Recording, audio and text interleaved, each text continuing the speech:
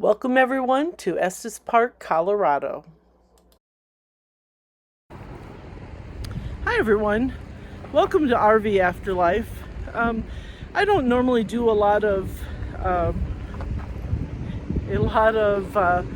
campground reviews, but I wanted to share this one with you. We are just outside of Estes Park, Colorado. This campground is incredibly close to the national park, and the elk are everywhere inside the park, and they don't seem to be too terribly alarmed by me, but I'm a little more alarmed by them. So I'm going to try to find a different place to talk than right here next to these elk.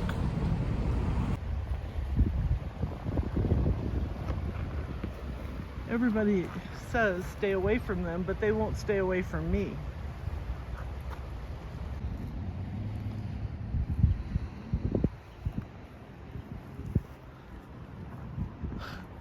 The bird that is on the back of that elk is called a magpie, and the gentleman who works here told us that they are the raccoons of the bird world. He said when people put their trash outside, they have to get to them very quickly because those magpies can actually tear open the bags. Okay, so I think I'm a ways away from the elk. I see people trying to walk up and touch them, and even if they are in a town setting, they're still wild animals, so I don't think I'd do that. But going back to the park, we are on the edge of Estes Park, which for those of you who have been through Tennessee, it's a smaller version of Gatlinburg, so very busy. You do pay to park. We had to go to the grocery store yesterday, and Safeway was the busiest place I'd ever seen. So come prepared with your groceries so you don't have to waste time shopping. However, this park is very well maintained. It's kind of a small park, but it's reasonably priced for being outside of a national park, and the staff here has been wonderful. I don't want to get any kids into the picture because YouTube's kind of weird like that. But a beautiful pool. Yesterday when we got here, the temperature is only 66 degrees, so I couldn't imagine that it would be warm enough to get in. But it's been pretty well used today. This morning when we got up, the temperature was 40, and by mid-afternoon it was 81. Believe it or not, the campsites are kind of big. You can see our truck and the camper are on the campsite side by side. They have a unique way of marking campsites here. It's pole fences, so everything between the two poles is yours. And keep in mind this is not Potato Creek, so the sites are not gigantic, but for an RV park, it's actually pretty roomy. The park also has a cute little 18-hole mini golf. I'm sure this is not what they had in mind as a grazing spot for elk when they designed it, but they have truly taken over the whole park this afternoon. I bet there was anywhere between 30 and 50. And I just talked to one of the park employees, and he said this is normal. Around the 15th of August, they start coming down from the mountains, and he said the rut happens, and it happens right here on the park. So again, if that's something that you would like to see and be part of, I understand that they get half crazy at that time of the season, but you're liable to get a upfront close view of the mating season of the elk. If you're not an RVer, you can still enjoy this campground because they do have these little cabins, and I know nothing at all about them except that they are available, so you would want to call the campground. In fact, I'll put the phone number on this video so you can have an opportunity to check in on it. As you can see in the distance, There is a playground. Inside the playground, they have a great big fire pit. I'm not sure what that was about because it really is like right next to the slides. You can see it from here. It's a big red fire pit, and it still had warm ashes in it yesterday. But it is just so beautiful out here. I was hoping to get down close to the river, so I went all the way around the outside edge of the park, only to come here and find, I don't want to get too terribly close. So maybe I can get a little better shot of it tomorrow. But this is the area where I actually saw kids in the water yesterday. And they do have a few benches along the water side. There's a little more view into the sun of all those deer. And that's not even all of them. There were so many more here today.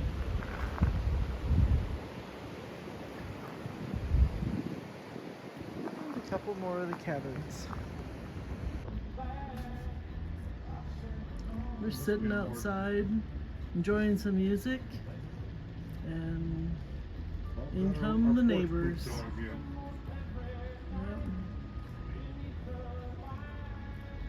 She's happy to see us. Yep.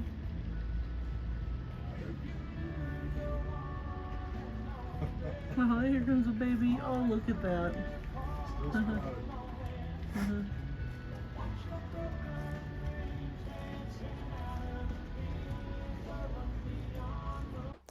Look at the expression on that guy's face. You know that's an oh crap moment. We traveled through probably about 4 hours of national park, come back home to our campsite, and this is what there are elk all over the campsite. I mean, this is just one small herd. If you look off in the future or in the distance about there, you can see another herd in the shade. We even saw them up between campers. You too.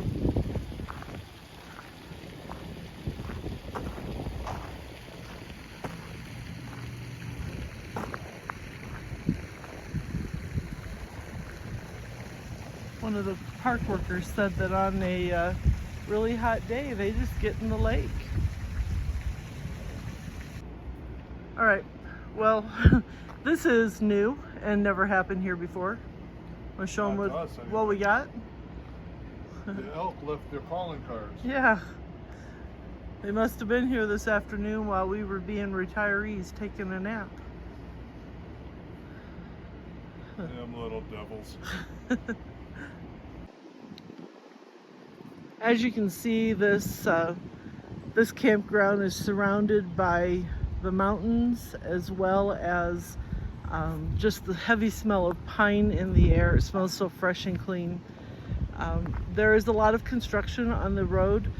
Otherwise, it is probably a mile to the downtown Estes area. It would definitely be easy to bike it or walk it, but it's not suggested at this time because of the construction. Well, I'd like to take you over and show you the river that runs alongside the park, but again, the elk are blocking the way. I have seen people fishing here, and one of the reasons I am so concerned about these elk is they've got quite a few calves with them, so don't want to get near a baby if mama's nearby. As I started to say before I got interrupted by elk, this pretty little stream skirts around the edge of the park, and I do see people fishing in it. Obviously you'd want to check out to find out if it's catch and release or if you have to have a fishing license, but it's, you know, it's pretty, and I've actually seen people in it. It flows pretty quickly. I don't know that I would get in it.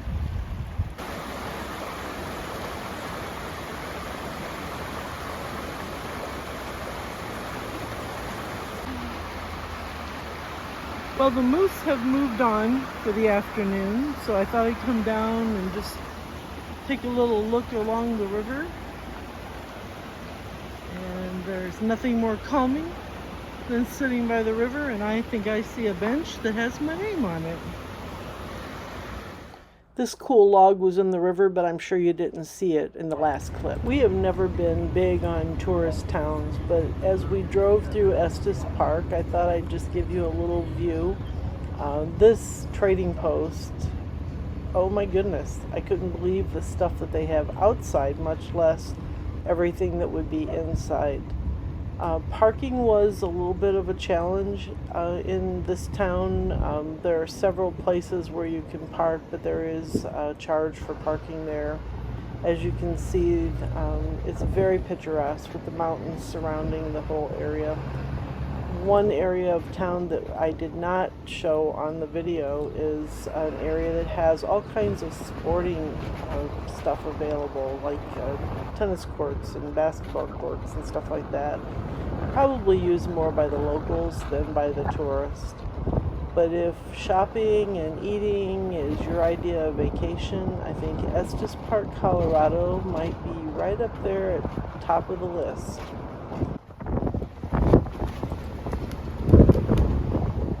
Be prepared to pay just a little bit extra for everything in this cute little town, because we saw the cost of fuel was about 40 cents more per gallon, and met a lot of the locals who said that they can't afford to live there. They just work there. And like all towns that grow beyond their capability, the traffic is pretty intense. So be patient, because it's going to take you a while to get everywhere. The only good thing about the traffic is that the river flows right along next to the road, so at least you have something calming to watch.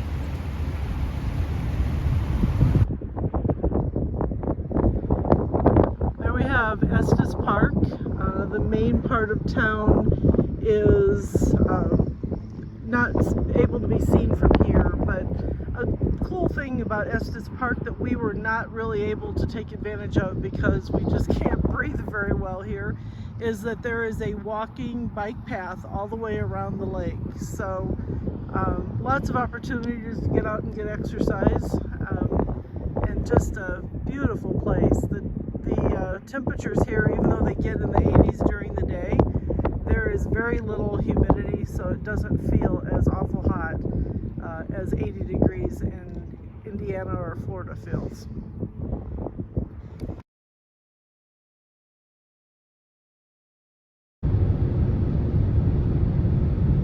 We are on Highway 34, leaving Estes Park, headed toward Loveland, Colorado, and these are the kind of curves that we are encountering with our RV in tow.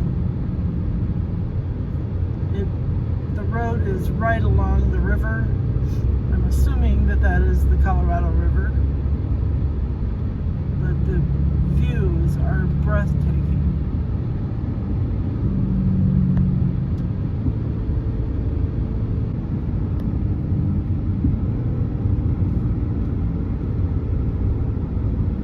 Wow.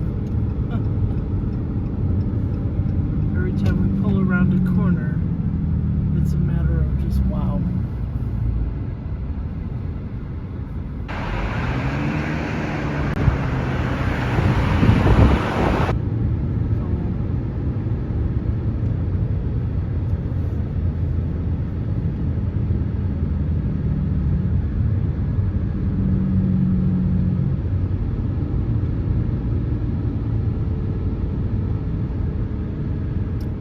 Thank goodness for our truck's Jake brake, or what do you call that? Engine brake. Engine brake.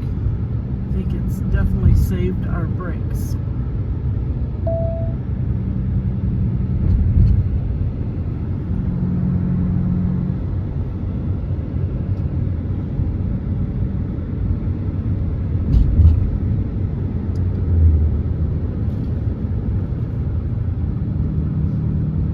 Here we come up to yet another, I don't even know what you call that, curvy. Filming. Say that again. Huh? What What'd you say about the tail of the dragon? Oh, I said this tail of the dragon doesn't have anything on US 34 between Estes Park and Loveland. It's probably got more technical turns and curves, but it doesn't have as many as this road, and it's not nearly as long. Yeah, isn't the tail of the dragon only like 11 miles long? 11 miles, yeah. 300. I don't remember. And how long is this between Estes Park and Loveland? To where we're going, just south of Loveland to get fuel, it was 39 miles. So I would say 30 of those miles are probably like this on the highway.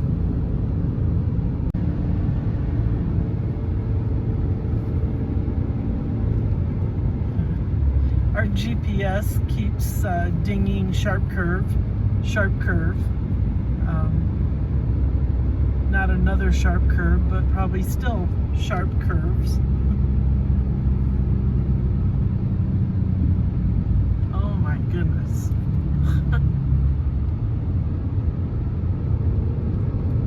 Yeah. Well, I realize filming from inside the truck is, I don't know, doesn't seem as ideal, but it's not as loud and wouldn't have the window down. But when I'm old and looking at these videos, I want to remember this. Here we go. Again.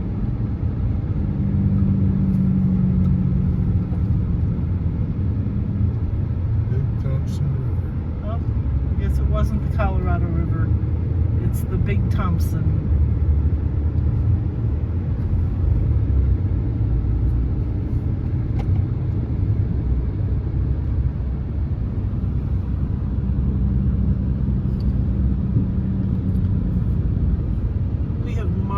Over and over about what it must have taken to build roads like this through the Rocky Mountain Range.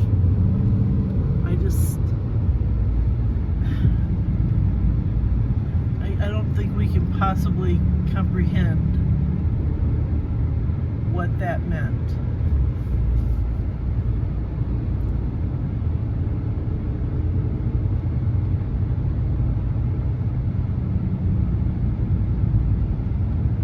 Also, don't think I'd like to be on these roads in the winter.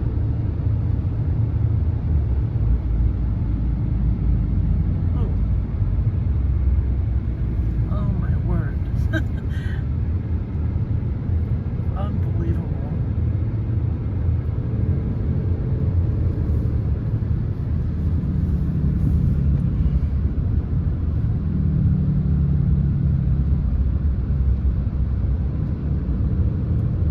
Okay, hon? So far, so good.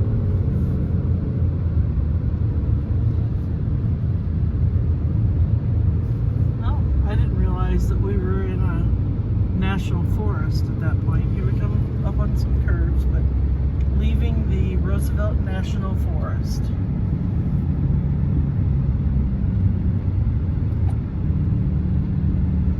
Doesn't make me believe in the canyon, though.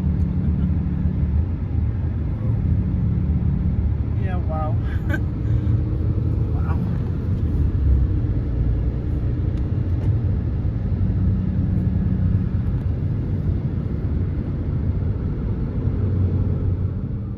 We'll see you next week in another beautiful location.